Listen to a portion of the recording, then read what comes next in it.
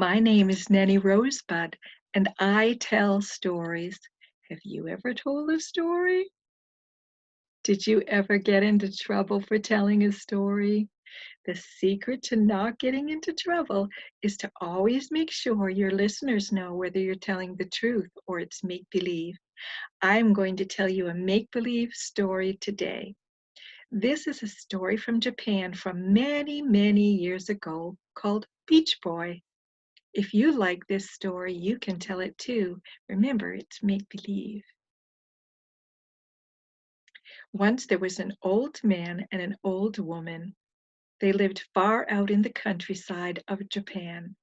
The old man was a woodcutter, and the old woman had always longed for children, but at last it was not to be, and now she was old and stopped wishing for them any longer.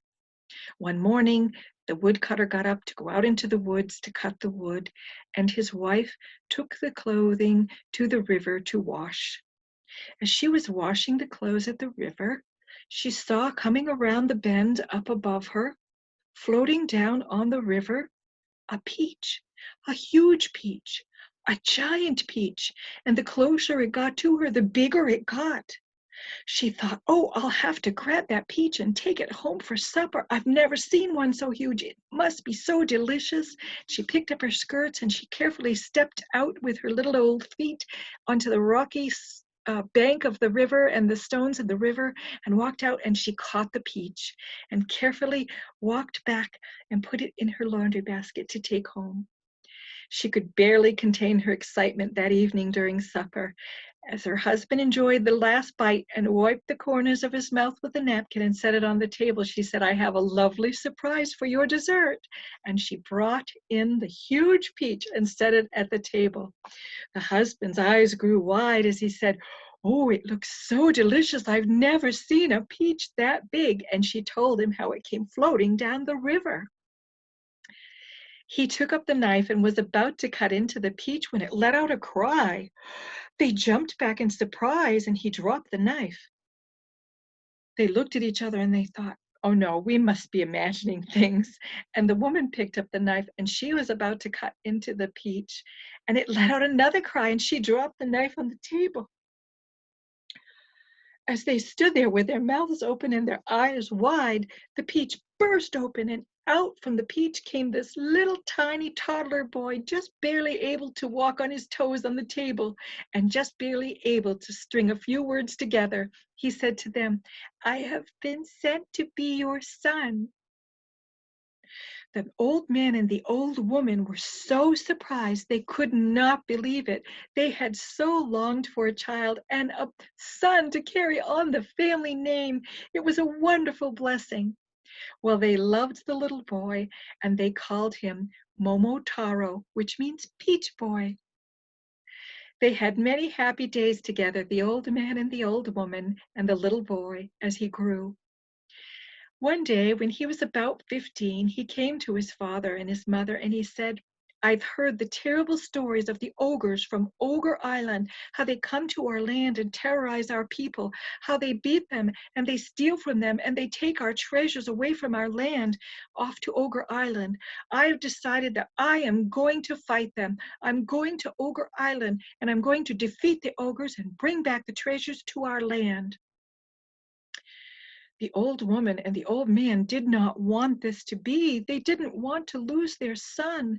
They were afraid they would never see him again. The people could live without their treasures, but they could not live without their son. But he was determined. Momotaro convinced them that he would come back safely. Finally, the old woman and the old man gave their blessing to Momotaro. The old man brought out his sword. This was my father's sword, and now it's yours, my son. Momotaro thanked his father and hugged him. I will use this sword to fight the ogres, and it will bring me back safely. Momotaro's mother brought him out a sack full of freshly cooked millet dumplings, his very favorite. As he looked into the sack, he said, oh, mother, these are my favorite. They will sustain me for my journey, and there's so many here that'll keep me nourished and strong while I fight my battle. he kissed his mother, and as he said goodbye to his mother and his father and went on his way, they waved with a tear but a smile because they were so proud, and they prayed that he would return safely to him, and somehow they knew he would. As Momotaro continued on his journey, across his path came a little spotted dog. The little dog was angry and about ready to bite Momotaro when he quickly thought to take out a millet dumpling from his sack and give it to the dog. The dog was very hungry, so he quickly ate it up, and while he was chewing, Momotaro explained, "I'm off to fight the ogres who have been terrorizing our country and stealing our riches. I'm going to fight them and defeat them and bring our treasures back to our people." The little dog decided he would join the battle with him, that he would fight alongside Momotaro, and he and Momotaro became fast friends, and they continued on their journey. The next day, Momotaro and the little spotted dog came across a pheasant. Well, the pheasant and the dog were enemies and began to get into a fight, but Momotaro stopped them and gave them each a dumpling. "Here, have a millet dumpling that my mother made for me. They're quite delicious." And as the pheasant and the little spotted dog ate the dumpling, they stopped their quarreling and fighting, and they were no longer enemies. Momotaro took the time to explain to the pheasant that he and the spotted dog were going to fight the ogres that had been terrorizing their land and stealing their treasure. He would defeat them and bring their treasure back to his people. The pheasant decided that he would join the battle, that he would go along with them and fight the ogres too, and they all became fast friends, even though the dog, the little spotted dog, and the pheasant had once been enemies. Now they were good friends, and they were faithful followers of Momotaro. Momotaro and the little spotted dog and the pheasant continued along their journey. As they walked along their journey, they came across a monkey. Well, the monkey and the pheasant and the little spotted dog began to get into a fight together. Momotaro quickly stopped them and gave them each a dumpling from his mother's bag. "They're my mother's millet dumplings. They're my favorite. They're so delicious. Eat, eat." And as the monkey and the pheasant and the little spotted dog ate the dumpling, Momotaro explained that he was on a journey and the little spotted dog had joined him and the pheasant had joined him, and they were going to fight the ogres from Ogre Island who had been terrorizing the people of the land of Japan and taking all the treasure. He would defeat them and bring the treasure back to his people. Well, the little monkey decided that he would go and fight the battle with them, and the monkey and the pheasant and the little spotted dog, though they were enemies before, now became fast friends and loyal followers of Momotaro. As they continued on their journey, they came to the seaside at last. There they had to stop and find things around that they could make a little boat with. The little dog helped by dragging pieces of wood, and the monkey helped by finding some stray pieces of seaweed that they coiled into rope to bind together. And the pheasant helped by flying around to the different trees and bringing back pitch, and they built a little boat. They all hopped into the boat, the little spotted dog, the pheasant, and the monkey, and Momotaro, with his sword and his bag still half full of millet dumplings to sustain them all on the journey across the ocean to Ogre Island. As they got to the bank on Ogre Island, Momotaro saw the ogres advancing upon them immediately. There were purple ogres, there were orange ogres, there were blue ogres, and they began to fight Momotaro. Well, the little spotted dog jumped in and started biting at the heels of the blue ogres. And the monkey jumped on the back of the orange ogres and started pounding on their backs. And the pheasant started pecking at the heads of the purple ogres, and pecking at their heads while Momotaro fought them with his sword. Finally, all of the ogres, the blue ones, the purple ones, and the orange ones, were bowing down at the ground in front of Momotaro, saying, "Please don't hurt us. You've defeated us. We give in. We give in. We'll do anything you say." And with that, Momotaro had conquered the purple and blue and orange ogres with the little spotted dog, the pheasant, and the monkey. He ordered the ogres to bring back all of the gold and all of the jewels and all of the treasures that they had stolen from his people. So the blue ogres went and brought back all of the gold and put it in Momotaro's little boat. And the orange ogres went and brought back all of the jewels and put it in Momotaro's little boat. And the purple ogres went and brought all the other treasures that the ogres had stolen from the people of Japan and put it in Momotaro's boat. And see to it, Momotaro said, that you do not harass our people again, for I will come back and fight you again with my father's sword and my loyal soldiers, the spotted dog, the pheasant, and the monkey. The purple and the blue ogres bowed down and said, "Oh no, we will not terrorize your people again. We promise." With that, the little spotted dog hopped in the boat, the pheasant hopped in the boat, and the monkey hopped in the boat, and Momotaro pushed it off the shore and jumped in the boat himself with his sword and what was left of the bag of millet dumplings that his mother had made for him. There was enough to sustain them for the journey back over the ocean until they got into the side of the Sea of Japan. As they got out of the boat, they dismantled the boat and made it into a little cart. The little cart then carried all of the treasure back through the countryside, and they made their trip back through the countryside, dispersing all the treasures and all the jewels and all the gold to all the people who had been stolen from. And they ate their millet dumplings along the way. When they got back to the far countryside where Momotaro lived with his father and his mother, the old man and the old woman, they had just a bit of gold left, just a few jewels left, and just a little bit of treasure left, but it would sustain them for the rest of their days. The father and the mother were so very proud of Momotaro, and the little spotted dog and the pheasant and the monkey stayed and lived with them, and they were very happy for many, many years to come. I hope you enjoyed that story.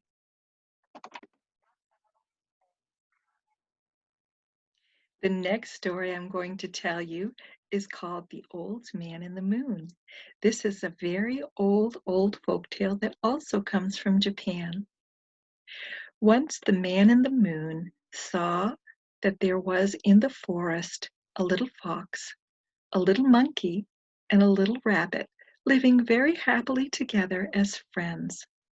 The old man decided to see who was the kindest of the three, for they were all very kind, he could see. He decided to come down and shine his beams down and speak to them. As he spoke to the fox and the monkey and the little rabbit, he asked them if they would give him something to eat, for he was quite hungry, while the little fox hurried and scurried to get as a fish in the river as fast as he could, to get the biggest fish that he could to feed the moon. And while the fox was fishing, the little monkey went swinging through the trees to grab as much fruit as he could with his long arms and bring the fruit back to feed the large moon. The poor little rabbit thought, "Oh no, oh no, what am I going to do? I can't fish, and I can't swing through the trees, and I have nothing to give him. What shall I do?" Well, after the fox had caught the fish, the little rabbit went to the fox and asked him if he could bring some sticks to him so he could build a fire. And the fox did, because he was very kind and helpful, and they built a little fireplace and put the sticks in the fire to start the fire. And then the little rabbit asked the monkey if he could find a little pot somewhere and fill it at the river with water and carry it back to him and put it on the fire. And the monkey was very kind and wanted to be helpful to his friend, so he did just that. He found the pot, filled it with water, brought it back, and set it on the fire. Soon the fire was going and very hot, and the water began to boil. And the old man asked, "What are you going to do?" "Why," said the rabbit, "I'm going to make you some rabbit stew." The moon was flabbergasted. He said, "No, no, no. You are very kind, but you mustn't ever do that for me. You mustn't harm yourself for me." And with that, the moon decided to take the little rabbit back with him to live forever in the sky. And he took the little rabbit in his arms, and they lived happily together forever up in the sky. And it is said that if you go out on a nice clear night when the moon is shining big and round and bright, that you'll look very carefully and you can see the old man in the moon is holding the rabbit there. The next story I am going to tell you is also from Japan, and this is called The Rabbit and the Sea. Once there was a little rabbit that went down to the ocean side. As he looked across the beautiful ocean water, he saw a lovely island far on the other side, and he thought, "Oh, I would love to go visit there, but I cannot swim. What shall I do? What shall I do?" Well, the rabbit was very clever, so he soon came up with a plan. A shark came swimming by, and he said, "Mr. Shark, how are you today?" "I'm very fine," said the shark. "Do you have a lot of friends, Mr. Shark?" "Oh, yes, I do, I do." "Do you have more friends than I have? We rabbits are quite a dense population, and I have many, many friends." "Oh, I'm quite certain I have many friends too." "Well, I'd like to know if you have more friends than I do." And the shark said, "Well, let me bring my friends here." And soon all of the shark's friends came to join him, and they lined up, all one after another, as far as he could see, all the way to the island on the other side. The rabbit's plan had worked. He had tricked the shark. He said, "Foolish sharks, I've tricked you. I made you come and make a bridge for me." And with that, he hopped across the backs of the shark all across the way till he got to the other side where he was going to the island that he wanted to go to. But before he got to the other side, one of the sharks was so angry, it jumped up with his snout and nipped him and pulled out some hair from the back of his tail. But he didn't catch the rabbit. He just got a mouthful of hair, and the rabbit got away safely and scampered off onto the island. But it hurt so much, he began weeping and weeping and weeping. Soon the king of the island came strolling by for his daily walk, as was his custom to do, and he heard the little rabbit weeping. "Why are you crying, little rabbit? Why are you crying?" The little rabbit told him the tale between his tears and sniffles with his wrinkly nose. And the king said, "That's what you get for telling lies and tales and tricking people and deceiving them. But I take pity on you, and I will help you if you promise never to tell a lie again and never tell a tale unless the people know it's make-believe. Don't make things up and trick them. Do you promise?" The little rabbit solemnly promised. "Very well, I'll help make you well, and your fur will grow back. Go gather some bulrushes from the edges of the sea, and I'll make a little bed for you." And with that, the king made a bed with the bulrushes, and he ordered the little bunny to sleep in the bulrushes for 7 nights. And at the end of 7 nights, the fur would be grown back, and he would be completely healed if he slept in the bulrushes every night.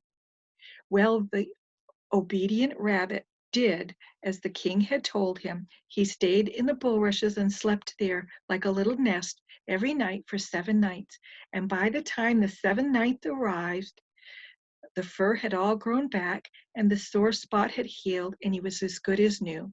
But the little rabbit kept his promise. He never tried to trick anyone again, especially sharks. And he never told another lie or a fib or a tale again. Did you like that story? Well, I hope you did, and I hope you remember to share the stories too.